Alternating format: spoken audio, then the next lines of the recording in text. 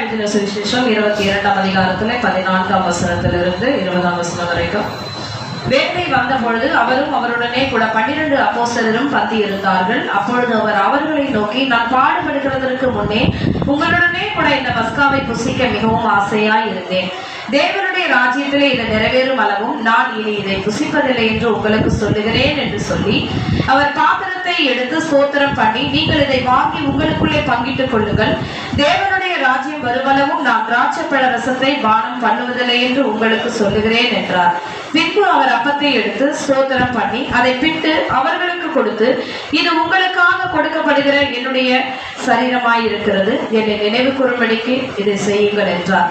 போஜனம் பண்ணின பின்பு அவர் அந்தபடியே பாத்திரத்தையும் கொடுத்து, இந்த பாத்திரம் உங்களுக்காக சிந்தப்படுகிற என்னுடைய இரத்தத்தினால் ஆகிய புதிய உடன்படிக்கையாய் இருக்கிறது என்றார். ஆமென். கரங்களை உயர்த்தி நமக்கு முன்பதாக வைக்கப்பட்டிருக்கிற